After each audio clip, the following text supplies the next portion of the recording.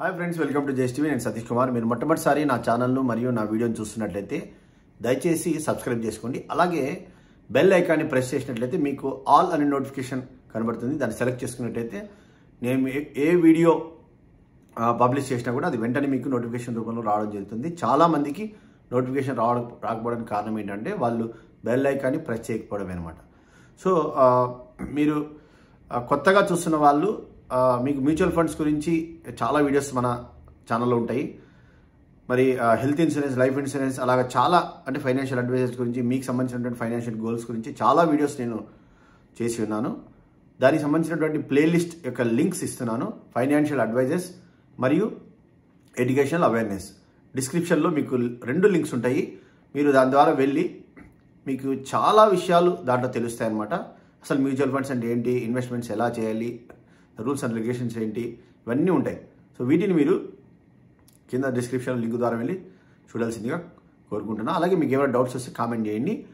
చివరిగా నా mobile number ఇస్తాను. ఆ మొబైల్ నెంబర్ కాంటాక్ట్ చేస్తే మీరు ఏదైనా మ్యూచువల్ ఫండ్ ఇన్వెస్ట్మెంట్స్ చేయాలనుకుంటే, హెల్త్ ఇన్సూరెన్స్ కానీ లైఫ్ ఇన్సూరెన్స్ చేయాలనుకుంటే నన్ను కాంటాక్ట్ చేయండి. సో ఈరోజు మీరు తమిళలో చూసినట్లు మరి 1995 నుంచి మనకు ఈ సంవత్సరం అంటే 2025 మనకు జనవరిలో ఉన్నాము.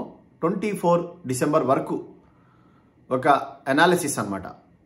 సో ఏ రంగాల్లో ఏ అసెట్స్లో ఎంత రిటర్న్స్ ఇచ్చాయి ఇన్ని సంవత్సరాలు, అంటే దాదాపు 30 సంవత్సరాలు అవుతుంది, ఎంత రిటర్న్స్ ఇచ్చాయి అనేటువంటి ఒక అనాలిసిస్ రిపోర్ట్ అన్నమాట. సో దాన్ని నేను చార్ట్ రూపంలో నేను స్క్రీన్ రికార్డర్ చేశాను. నీట్గా నేను వివరిస్తాను. మీరు నిదానంగా 30 సంవత్సరాల చరిత్ర, సో మనం ఇంకా ఎక్కడ ఇన్వెస్ట్ చేయాలి, ఎక్కడ ఇన్వెస్ట్ చేయకూడదని క్లారిటీ వస్తుంది ఈ వీడియో చూస్తే. ఎవరు కూడా స్కిప్ చేయకుండా ఖచ్చితంగా చూడండి, ఎందుకంటే ఇది 100% ఇన్వెస్టర్స్కి ఉపయోగపడుతుంది. చాలామంది ఈ మధ్యకాలంలో మ్యూచువల్ ఫండ్స్ గురించి నెగిటివ్ వీడియోస్ రకరకాలుగా పెడుతుంటారు. షిఫ్ట్ చేయదని, రకరకాల అది ఇదని మార్కెట్ పడిపోతుంది అనేసి ఎన్నో రకాల వీడియోలు చేస్తూ ఉన్నారు. కానీ దాని అంతటికీ ఈ 30 సంవత్సరాల చరిత్ర ఫుల్ స్టాప్ పెట్టగలదని నేను నమ్ముతున్నా. సో ఇది అనాలిసిస్ చేసి ఒక రిపోర్ట్ తయారు చేయబడి, సో నాకు అఫీషియల్గా నాకు మా గ్రూప్స్లో ఏదైతే హెచ్డిఎఫ్సి మ్యూచువల్ ఫండ్ సంబంధించిన గ్రూప్స్లో ఇది మనకు వచ్చింది ఇన్ఫర్మేషన్. దాన్ని మీ అందరితో షేర్ చేసుకోవాలనుకొని నేను అనుకున్నా. దాన్ని బట్టి మీకు ఈ వీడియో చేస్తున్నాను అనమాట. సో మీరు తమిళలో చూసినట్లు మరి ఏదైతే మనకు అసెట్స్ ఉన్నాయో, అంటే అసెట్ క్లాస్ సెక్టార్స్ ఉన్నాయో, సో మనకు మామూలుగా తెలిసినటువంటి రంగాలు పబ్లిక్ ప్రావిడెంట్ ఫండ్, ఎంప్లాయీస్ అయితే పబ్లిక్ ప్రావిడెంట్ ఫండ్ మనకు ఉంటుంది. సో పీపీఎఫ్ అంటాము. తర్వాత ఇంకా అందరికీ ఫిక్స్డ్ డిపాజిట్ అనేది అందరికీ తెలుసు. ఎవరైనా కానీ కామన్గా ఇన్కమ్ ఎలాగ వస్తుంది అంటే బ్యాంక్లో ఎఫ్డీ చేస్తే ఇన్కమ్ వస్తుందని, అదొకటి. సో తర్వాత మనకి ఇంకా మెటల్స్లో వచ్చేసి విలువైనవి గోల్డ్, సిల్వర్. సో ఇది మనకు అందరికీ తెలుసు. సో గోల్డ్ అనేది ప్రతి ఇంట్లో ఉంటుంది, ప్రతి చోట ఉంటుంది, ప్రతి ఒక్కరికి ప్రియమైనది, ప్రతి మహిళకు ప్రియమైనది అనమాట. సో అలాగే మనకు సెన్సెక్స్, మళ్ళీ ఈక్విటీ సైడ్, మరి స్టాక్ మార్కెట్ సైడ్ వచ్చినప్పుడు, ఈక్విటీ సైడ్ వచ్చినప్పుడు సెన్సెక్స్, నిఫ్టీ అనమాట. సో ఈ 6 రంగాల్లో ఈ 30 సంవత్సరాల్లో ఏది ఎంత శాతం రిటర్న్స్ ఇచ్చింది అనేది క్లియర్గా ఒక వీడియో అనమాట మీకు మనకి చార్ట్ రూపంలో వివరిస్తూ నేను చెప్తా ఉంటాను. చాలా త్వరగానే మీకు ఆ వీడియో ఫాస్ట్గానే నేను వివరించడానికి ప్రయత్నం చేస్తాను. మీరు ఎవరైనా కానీ సబ్స్క్రైబ్ చేయకపోతే దయచేసి సబ్స్క్రైబ్ చేసుకోండి. ఈ వీడియో ఖచ్చితంగా మీకు ఉపయోగపడింది అనిపిస్తే దయచేసి ఒక లైక్ చేయండి. మొత్తం వీడియో ఇన్ఫర్మేషన్ అంతా 100% మీకు ఉపయోగపడుతుంది. మీకు ఒక ఐడియా వస్తుంది అసలు మ్యూచువల్ ఫండ్స్ యొక్క విలువ ఏంటో మీకు ఈరోజు ఈ వీడియో చూస్తే తెలిసిపోతుంది అనమాట. ఓకే, ఆలస్యం చేయకుండా మనం ముందుకు వెళ్ళిపోదాం. సో ఈ చార్ట్లో మనకు క్లియర్గా పైన మనము హెడ్లైన్స్ చూసినట్లయితే asset classes performance heat map of 30 years calendar year wise వచ్చేసి 1995 నుంచి 2024 వరకు. సో ఇక్కడ మనకు PPF versus FD versus gold versus silver versus equities అనమాట. సో దీనికి సంబంధించినటువంటి ఒక రిపోర్టు 1995 నుండి మీరు గమనించినట్లయితే ఇక్కడ పైన హెడ్లైన్స్ వచ్చేసి టైటిల్స్ క్యాలెండరు, తర్వాత ఫిక్స్డ్ ఇన్కము, తర్వాత ప్రీసియస్ మెటల్స్, ఈక్విటీ అనమాట. అంటే ఈక్విటీస్ అంటే మనకు సెన్సెక్స్, నిఫ్టీ 500లో ఇక్కడ అనాలిసిస్ రిపోర్ట్ అనమాట దానికి సంబంధించింది. కింద లైన్లో మనం గమనించినట్లయితే year PPF, FD, gold, silver, Sensex, Nifty 500 అని ఉంటుంది మనకి. వాటి కింద మీరు టోటల్గా ఇయర్ వైజ్గా రిటర్న్స్ ఎంత ఇచ్చాయి అనేది మనకు కంటిన్యూషన్గా మనకు లాస్ట్ వరకు అంటే 1995లో పీపీఎఫ్ వచ్చేసి 12% ఇచ్చింది, ఎఫ్డి వచ్చేసి 11% ఇచ్చింది సంవత్సరానికి, గుర్తుపెట్టుకోండి. గోల్డ్ వచ్చేసి 8.1 ఇచ్చింది, అలాగే సిల్వర్ వచ్చేసి 12% ఇచ్చింది. సెన్సెక్స్ వచ్చేసి -22 ఆ ఇయర్, -35 ఏది నిఫ్టీ 500.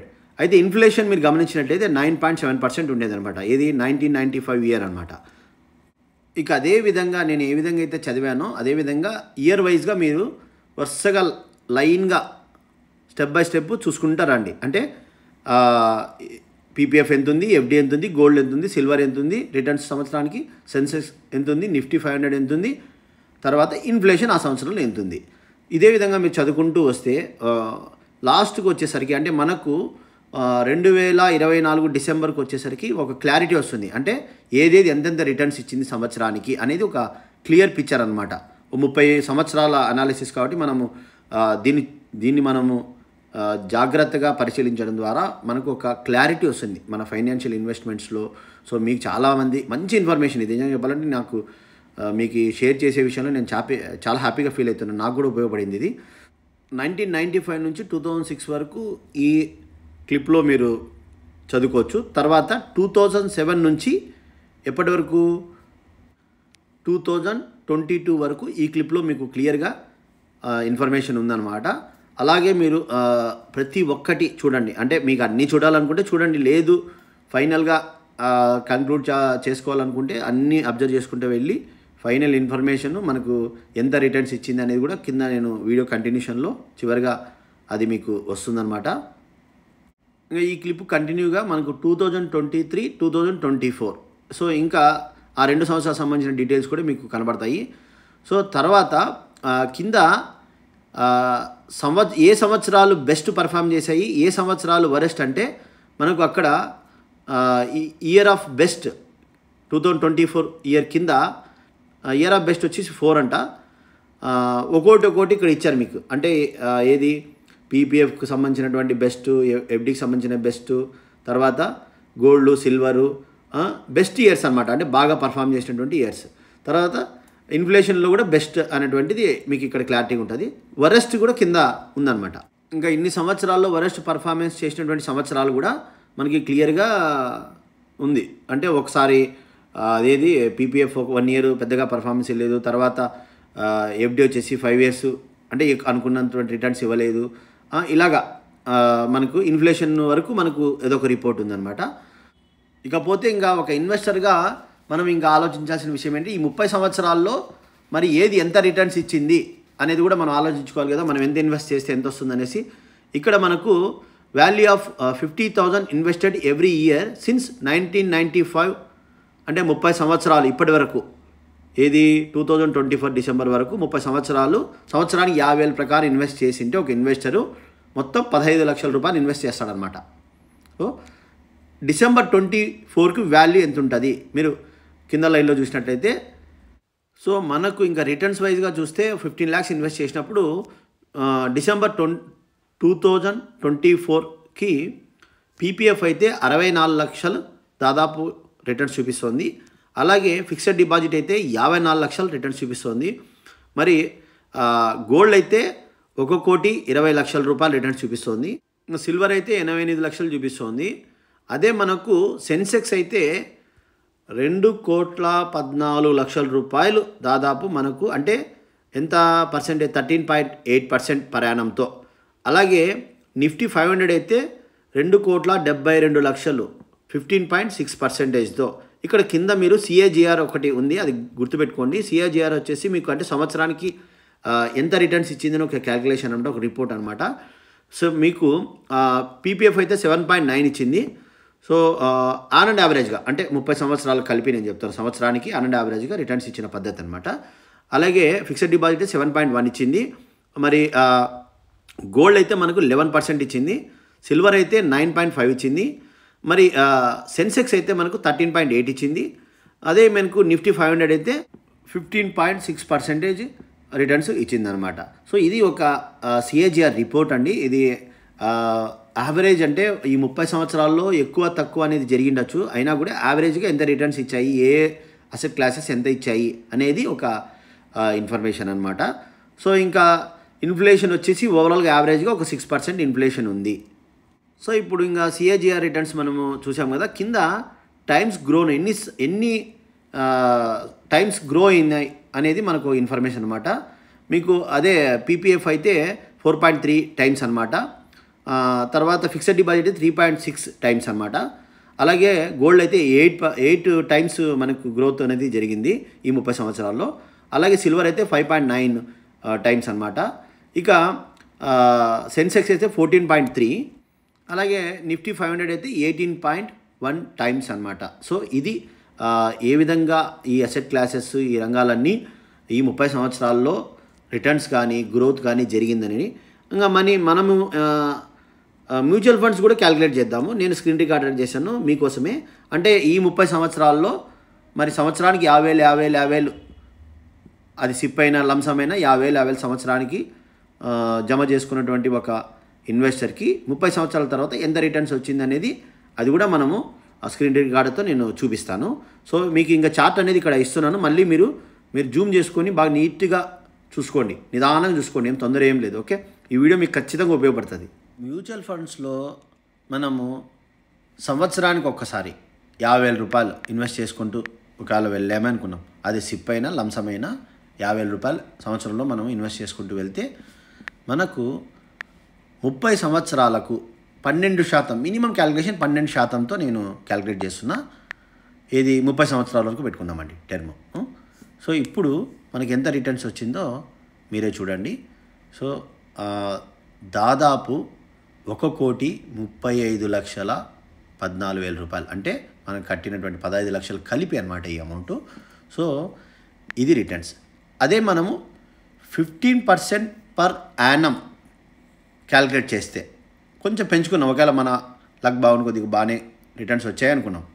సో రిజల్ట్ వచ్చేసి 2,49,00,000 రూపాయలు మెచ్యూరిటీ అమౌంట్. దాదాపు 2,49,90,000 రూపాయలు 30 సంవత్సరాల తర్వాత మనకు ఒక ఫండ్ అనమాట, గొప్ప ఫండ్. సరే, ఇంకా కొంచెం ఒకవేళ ఇంకా బాగా రిటర్న్స్ బాగుండి బాగా మంచి పర్ఫామ్ చేసే ఫండ్స్ మీద ఇన్వెస్ట్ చేసాం, 18% చేసుకున్నాం. సో 30 సంవత్సరాల తర్వాత మన ఫండ్ ఎంత ఉంటుందో ఒకసారి మనము చూద్దాం. సో దాదాపు 4,66,65,000 రూపాయలు మనకు మెచ్యూరిటీ బెనిఫిట్ ఏదైతే మ్యూచువల్ ఫండ్లో ఇన్వెస్ట్ చేసామో 18% రిటర్న్స్ క్యాలిక్యులేట్ చేసినట్లయితే సో ఇంత 30 ఏళ్ళ తర్వాత వచ్చేదిగా ఉంటుంది. ఇంకా బాగా పర్ఫామ్ చేసే ఫండ్ ఒక సిఏజిఆర్ 20%, 18 to 20% వచ్చేది మనం క్యాలిక్యులేట్ చేసుకుంటే, ఒకవేళ 20% వచ్చిందంటే ఇంకా సూపర్ అండి, ఇంకా గ్రేట్ అది. సో హైయెస్ట్ రిటర్న్స్ వచ్చినట్లే. మరి 7,09,12,000 రూపాయలు మనకు మెచ్యూరిటీ అమౌంట్, అంటే ఏది మన 15 లక్షలు ప్లస్ రిటర్న్స్ 20%తో క్యాలిక్యులేట్ చేసాము. సో ఇది ఒకటి గుర్తుపెట్టుకోండి, రిటర్న్స్ అనేది వేరియేషన్స్ ఉంటాయి. మనం 12% నుంచి 20% వరకు వేసాం. చాలామంది అడుగుతుంటారు నాకు, సార్ 15% అయితే ఎంత వస్తుంది క్యాలిక్యులేషన్ చెప్పండి అని. సో ఏదేమైనా మ్యూచువల్ ఫండ్స్ ఇన్వెస్ట్మెంట్స్ ఈక్విటీసే కాబట్టి షేర్ మార్కెట్ ఒడిదుడుకులు ఉంటాయి. ఒక సంవత్సరం ఎక్కువ రావచ్చు, ఒక సంవత్సరం తక్కువ రావచ్చు. ఆన్ అండ్ యావరేజ్గా సిఏజిఆర్. సో ఫండ్ సెలక్షన్ బట్టి ఉంటుంది, గుర్తుపెట్టుకోండి. అందుకే మీకు అడ్వైజర్ అనేది చాలా అవసరం. నాకు చేయమని ఎందుకు కాల్ చేయమని చెప్తాను, నా ద్వారా ఎందుకు చేయమని నేను అడుగుతున్నాను అంటే, మీకు ఏ ఫండ్లో ఇన్వెస్ట్ చేస్తే మంచి రిటర్న్స్ వచ్చాయి, గతంలో 30 ఏళ్ళ నుంచి 20 నుంచి పర్ఫామ్ చేసినటువంటి ఫండ్స్లో ఇన్వెస్ట్ చేస్తేనే ఈ ఎక్స్పెక్టేషన్స్ ఇంత మంచి రిటర్న్స్ అనేది ఎక్స్పెక్ట్ చేయొచ్చు. కాబట్టి మీకు ఒక డిస్ట్రిబ్యూటర్ అడ్వైజర్ సహాయం ఖచ్చితంగా ఉండాలి. ఆ గైడ్లైన్స్లోనే ఇన్వెస్ట్ చేయండి. మంచి రిటర్న్స్ భవిష్యత్తులో మీరు తీసుకునే అవకాశం ఉంది. మీకే ఇంకా అర్థమైపోయి ఉంటుంది, మనము ఇన్ని రంగాల్లో ఏ రంగం మంచి రిటర్న్స్ ఇచ్చింది అనేది మీకు ఈ వీడియోలో అర్థమైపోయి ఉంటుంది. 1-2 సార్లు చూసుకోండి. సో మీకు ఖచ్చితంగా ఈ వీడియో నచ్చింటుంది. లైక్ చేయండి, సబ్స్క్రైబ్ చేసుకోండి, షేర్ చేయండి మీ ఫ్రెండ్స్కి అందరికీ. నా మొబైల్ నెంబర్ ఇస్తున్నా, కాల్ చేయండి. మీరు కాల్ చేసి ఇన్వెస్ట్మెంట్ కూడా ఏ ఫండ్ అయినా కానీ మనము హెచ్డిఎఫ్సి, ఎస్బీఐ, ఐసిఐసిఐ అన్ని మ్యూచువల్ ఫండ్ కంపెనీస్లో ఏ దాంట్లో కూడా మనం ఇన్వెస్ట్ చేయగలుగుతాము. మంచి ఫండ్స్ మీకు నేను రికమెండ్ చేయడం జరుగుతుంది. So thank you very much. Bye.